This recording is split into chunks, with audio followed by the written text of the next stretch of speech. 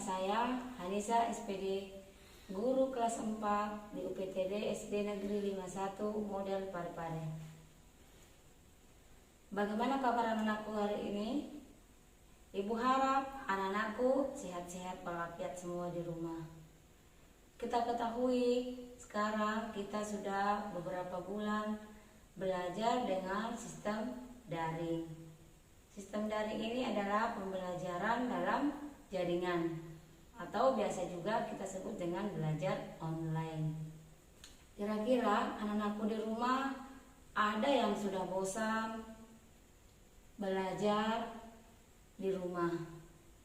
Tapi anakku harus bersabar dan banyak berdoa semoga wabah COVID-19 ini cepat berlalu sehingga kita bisa beraktivitas kembali di sekolah, bisa belajar kembali di sekolah dan bisa bertemu dengan ibu guru dan bapak guru di sekolah. Jadi anak-anakku, ibu harap kalian di rumah tetap menggunakan masker, jaga jarak, dan rajin cuci tangan dengan menggunakan sabun atau dengan menggunakan hand sanitizer. Sebelum kita belajar, marilah kita berdoa dulu sesuai dengan kepercayaan kita masing-masing.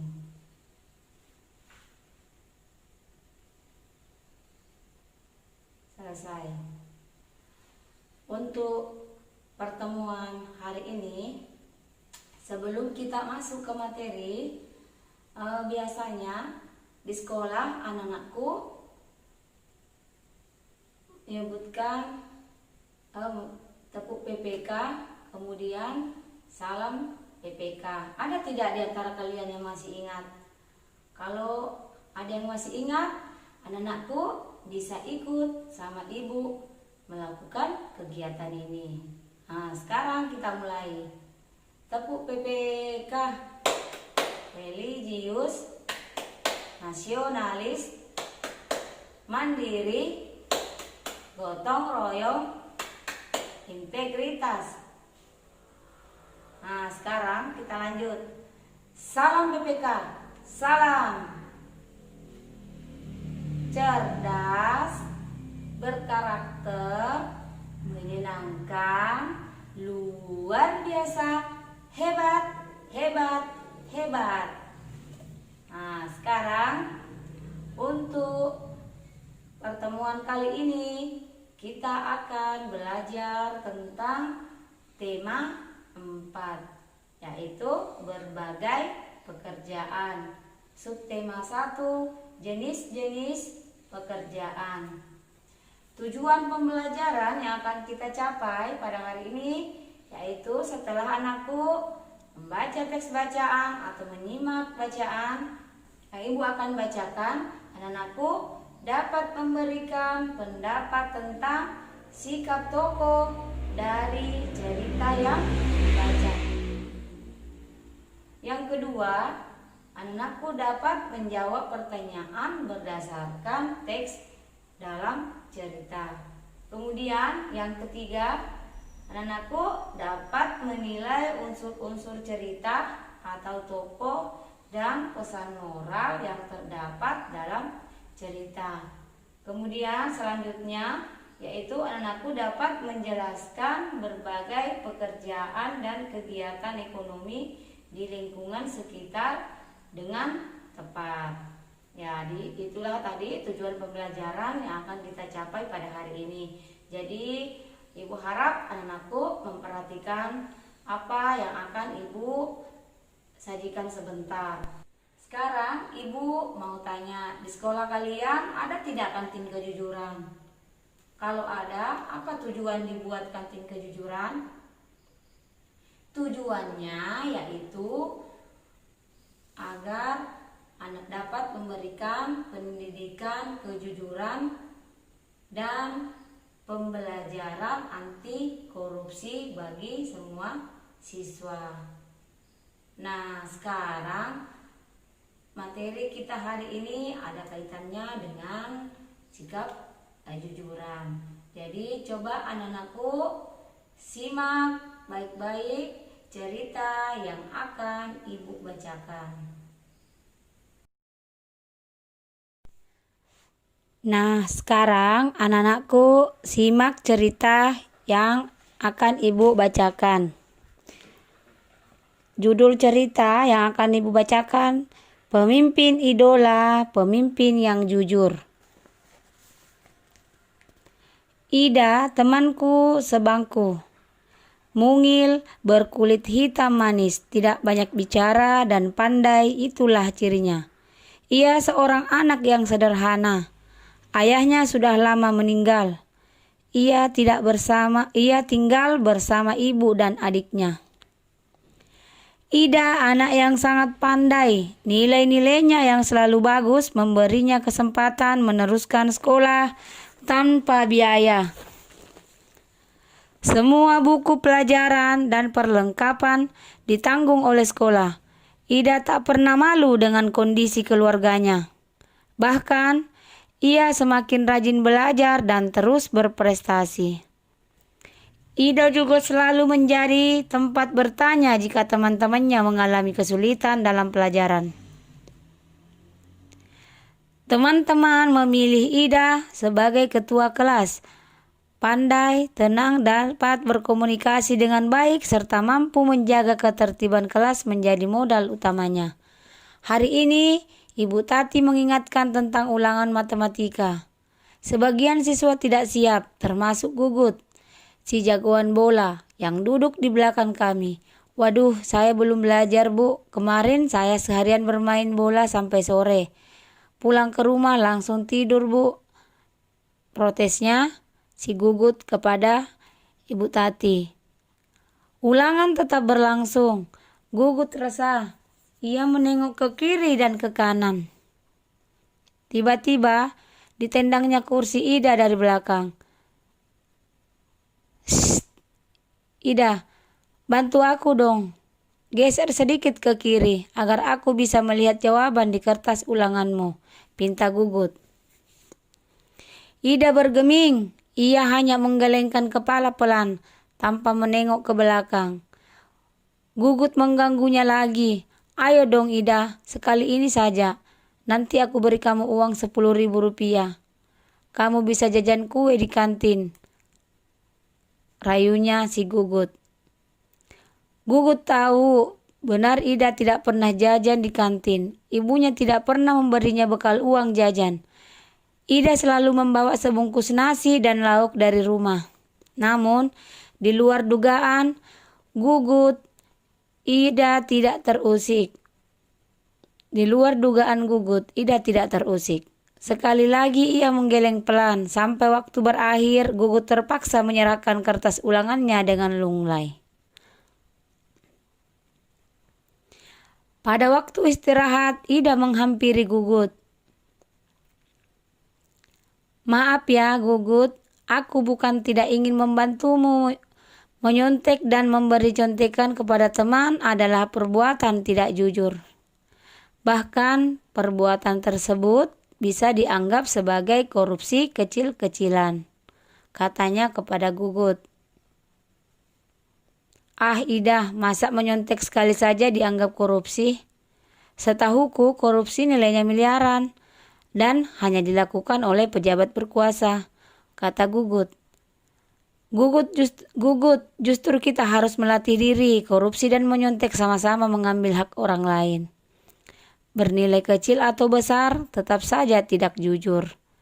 Kita membiasakan diri bertingkah laku lurus. Mudah-mudahan ketika besar nanti kita tidak akan tergoda untuk melakukan korupsi dalam bentuk apapun. Ida menambahkan dengan panjang lebar. Aku dan teman-teman sekelas yang ikut mendengarkan percakapan Ida dan Gugut terdiam setuju. Memang tidak salah kami memilih Ida sebagai pemimpin di kelas. Tidak sekadar pandai, Ida juga patut dijadikan teladan.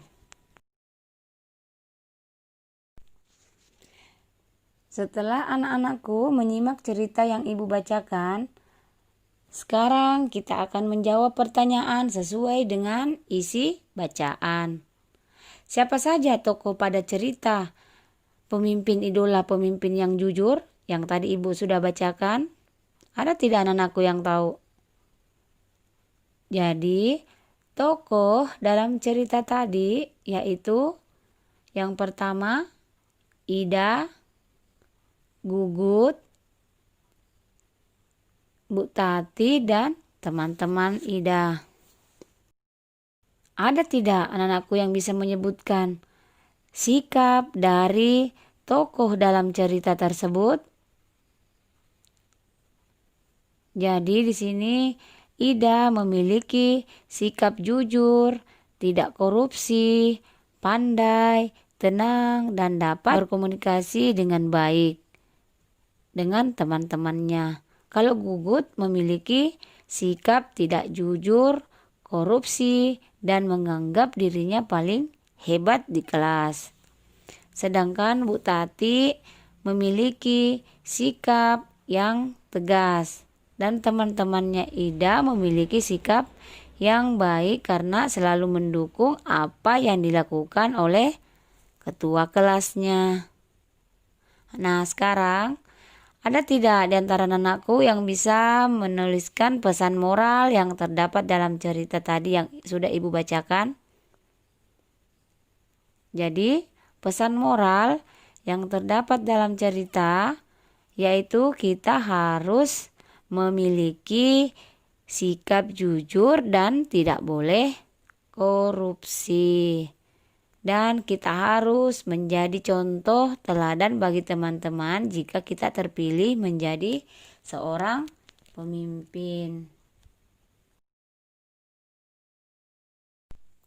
Nah, sekarang kita lanjut ke materi selanjutnya, yaitu tentang jenis pekerjaan dan kegiatan ekonomi di lingkungan sekitar. Jadi, coba anak-anakku perhatikan baik-baik. Ibu akan menampilkan beberapa gambar contoh jenis pekerjaan dan kegiatannya. Yang pertama, guru. Kegiatan dari seorang guru itu adalah mengajar, mendidik, melatih, membimbing, mengarahkan, dan memberikan dorongan kepada anak didiknya. Kemudian, jenis pekerjaan yang kedua adalah penjaga sekolah. Kegiatan dari penjaga sekolah yaitu membersihkan lingkungan sekolah. Anak-anakku pasti sudah tahu semua karena di sekolah memiliki penjaga sekolah atau biasa juga disebut dengan bujang sekolah. Kemudian yang ketiga, jenis pekerjaan di sini polisi. Tahu tidak polisi? Anak-anakku pasti sering lihat polisi. Di mana biasanya anak-anakku lihat polisi? Ya, di jalan raya yang sedang mengatur lalu lintas. Selain mengatur lalu lintas, polisi juga kegiatannya yaitu menjaga keamanan masyarakat. Selanjutnya, petani. Kegiatan yang dilakukan oleh seorang petani yaitu menanam padi, memberi padi pupuk, dan pada saat padinya menguning, maka petani tersebut akan memanen padinya. Selanjutnya, yaitu jenis pekerjaannya itu pedagang. Ada yang tahu tidak kegiatan dari seorang pedagang? Iya, kegiatan dari seorang pedagang itu adalah berdagang atau berjualan. Coba sekarang anak-anakku menyiapkan buku tulis dan pulpennya untuk mencatat tugasnya hari ini. Yang pertama, siapa sajakah tokoh dalam cerita pemimpin idola, pemimpin yang jujur? Yang kedua, sebutkan sikap dari masing-masing tokoh dalam cerita tersebut.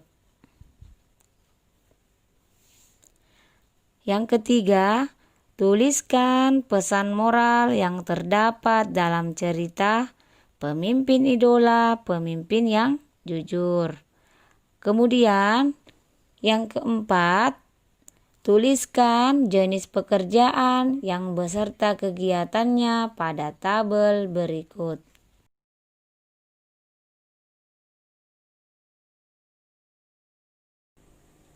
Nah, tadi kalian sudah menyimak materi kita hari ini. Jadi sekarang mari kita sama-sama menyimpulkan materi pelajaran kita hari ini, yaitu kita harus memiliki sikap jujur, karena memiliki sikap jujur itu adalah merupakan salah satu sikap terpuji. Dan jika di antara anakku nanti suatu saat ada yang menjadi seorang pemimpin, semoga saja bisa menjadi pemimpin yang jujur dan tidak korupsi seperti yang ada dalam sikap dari tokoh yang ada dalam cerita tadi yang sudah Ibu bacakan, yang sudah kalian simak.